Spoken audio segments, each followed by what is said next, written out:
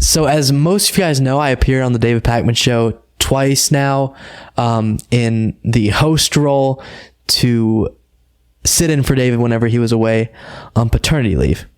And let me get this queued up real quick. So I would say after I hosted the show, I got a mostly very positive feedback. A lot of y'all came over to subscribe. Very appreciative. You guys are super sweet. Awesome. But someone was so upset with me hosting the David Pakman show that they called in to his voicemail and slandered my name. Before. We have a voicemail number. That number is 219-2-DAVID-P. I've talked about people canceling memberships. Here's someone who's so furious about our recent guest hosts that he's... Not guest hosts. Guest host. The only person he doesn't like is me. You ready? Signing up for memberships merely to cancel them. Listen to this. Hello, this is Alan from New Jersey. I'm calling to speak to Pat because Pat just claimed that Luke Beasley did a good job substitute hosting the show. Yeah. Luke Beasley did not do a good job. He did a terrible job, and I need to cancel my membership and then cancel it a second time. That's how disappointed I am at Luke Beasley, is I can't cancel once. I have to cancel my membership, then sign up. Hold up. I was so bad at hosting in the mind of this guy that not only did he cancel his membership to the David Pakman show, which you should keep in mind, Pakman's coming back. So if you hated me so much, I hosted 2 days, like, get over it. But he was so angry at my hosting that he canceled his membership, but that wasn't enough. He was so enraged that he had to get another subscription. He probably is kidding, and cancel that just out of principle because I was so horrible. Up again and then cancel a second time to show how disappointed I am at Luke Beasley. He's horrible. It's Pat or Farron Cousins or no one.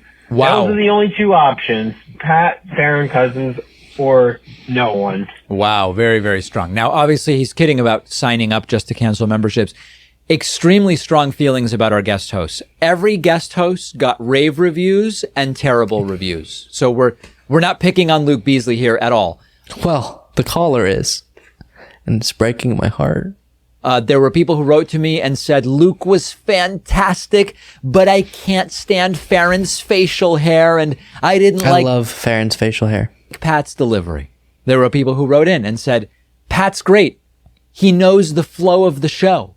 Everybody else is bad. There were others who wrote in and said the only guy ready for prime time is Farron. Pat and Luke don't know what they're doing. Listen, hopefully there was a little bit of something for everybody. That's the hope. We have a fan. I will say, I'm sorry, but it cracks me up to imagine someone sitting in their room, steaming over some guest host of a show they watch, canceling their membership, calling in, going through all of that. And like, for what? Like, what does that do for you, you know? And the other thing is, and this is going to sound sort of petty, but it does crack me up too when I would look through comments and stuff, and people give really specific, like, you're not whatever. Or the example he gave of Pat is like, or he said, Farron Cousins is good for prime time, the other two aren't.